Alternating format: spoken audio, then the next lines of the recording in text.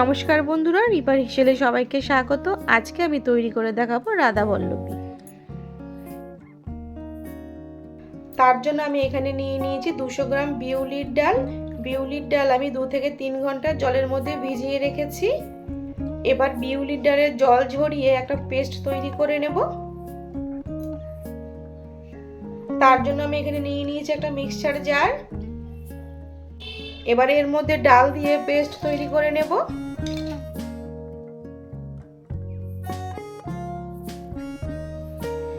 Mixture জারের মধ্যে সব বিউলির ডাল আমি দিয়ে দিয়েছি। এবার সামান্য পরিমাণ জল দিয়ে পেস্ট তৈরি করে নেব। তো এখানে আমি বিউলির ডালের একটা স্মুথ পেস্ট তৈরি করে নিয়েছি। ঠিক এরকম স্মুথ পেস্ট তৈরি করে নিতে হবে। রাধাবল্লভীর জন্য আমি এখানে 300 গ্রাম ময়দা নিয়ে নিয়েছি। এবার ময়দার মধ্যে দিয়ে দেবো হাফ চামচ নুন, 1 চামচ গুঁড়ো চিনি, হাফ চামচ ভাজা মৌরির গুঁড়ো, 1 চামচ আদা কাঁচা লঙ্কা বাটা।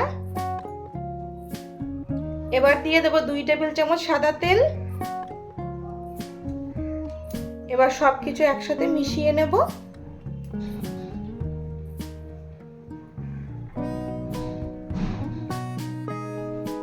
সবকিছু ভালো করে মিশিয়ে নিয়েছি। এবার এর মধ্যে দিয়ে দেব 1/4 কাপ বিউলির ডালের পেস্ট।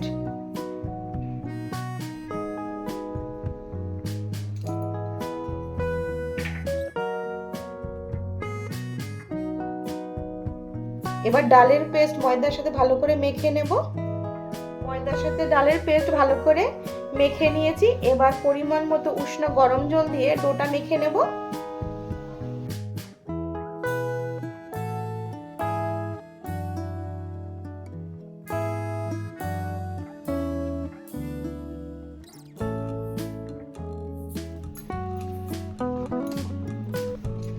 তো ময়দা আমি ভালো করে মেখে নিয়েছি।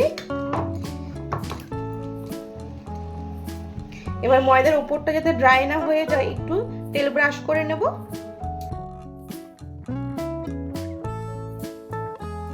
ডোয়ের মধ্যে আমি ভালো করে তেল ব্রাশ করে দিয়েছি। এবার ঢেকে রেখে দেব 30 মিনিটের জন্য। 30 মিনিটের মধ্যে ময়দার ডো সেট হয়ে যাবে। গ্যাসের মধ্যে কড়াই বসিয়ে দিয়েছি। এবার রাধাবল্লভীর পুরটাকে তৈরি করে নেব। তার জন্য কড়াইয়ের মধ্যে দিয়ে দেব আমি 1/4 কাপ সাদা তেল।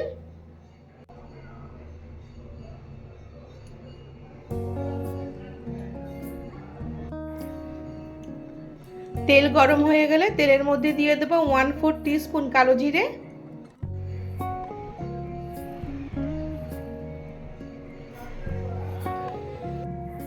এবার তেলের সাথে কালো জিরে 30 সেকেন্ড ভেজে নেব। 30 সেকেন্ড ভেজে নিয়ে এর মধ্যে দিয়ে দেব 1/4 টিস্পুন হিং।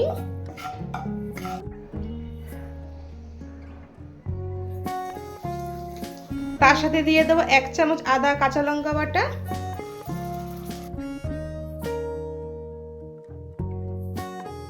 আদা কাঁচা লঙ্কা বাটা হিঙের সাথে আমি 2 থেকে 3 মিনিট কষিয়ে নেব।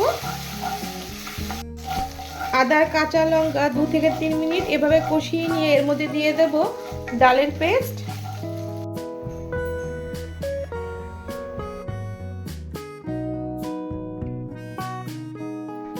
সবটুকু ডাল আমি দিয়ে দিয়েছি। এবার আদার কাঁচা লঙ্কার সাথে ভালো করে মিশিয়ে নেব।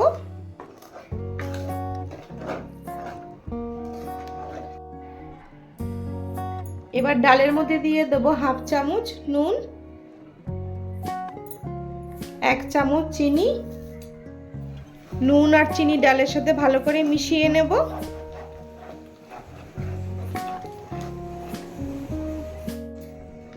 ছ 7 মিনিট এভাবে নেড়ে চেড়ে ডালের জলটাকে আমি টানিয়ে নেব।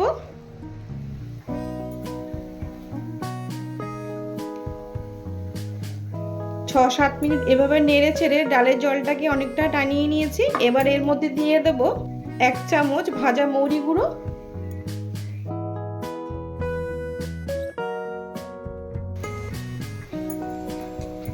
এবার পুরের সাথে ভালো করে মিশিয়ে নেব।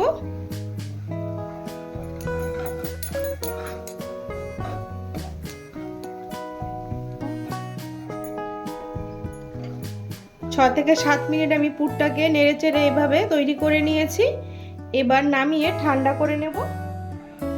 ডালের পুরটা আমি রেডি করে নিয়েছি, এবার ঠান্ডা করে নেব। এবার ময়দার ডো এখানে আমি আরও 2 থেকে 3 মিনিট ভালো করে মেখে নেব।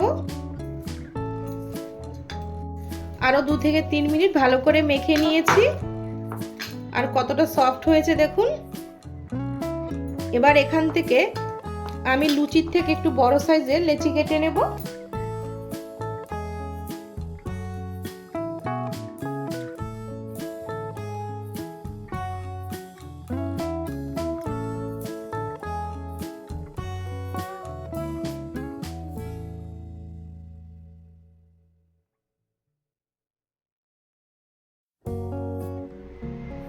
তো এখানে আমি সবকটা লেচি তৈরি করে নিয়েছি। তো আমি এখানে একটা লেচি নিয়ে নিয়েছি। এবার লেচিটাকে এভাবে গোল করে নেব। গোল করে নিয়েছি।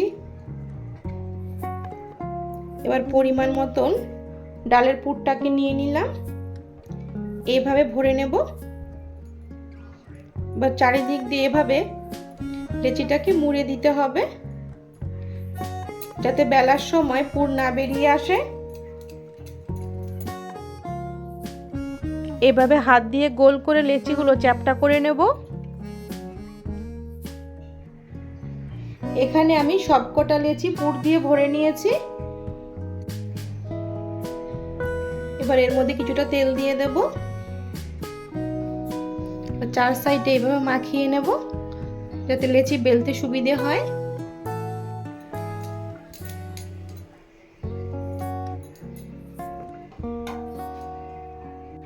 এবার একটা লেচি নিয়ে নিলাম।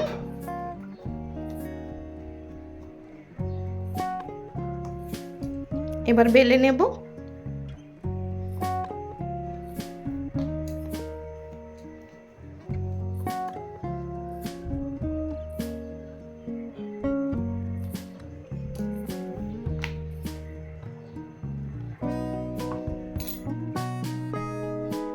তো এখানে আমি একটা লেচি বেলে নিয়েছি।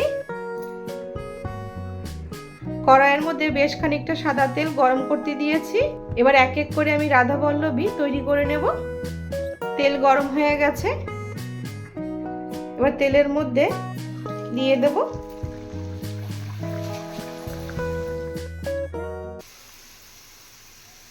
এবার ছানটা দিয়ে এভাবে রাধা বল্লভীগুলোকে ভেজে নিতে হবে। এক সাইড ভেজে নিয়েছি, এবার আরেক সাইড ভেজে নেব।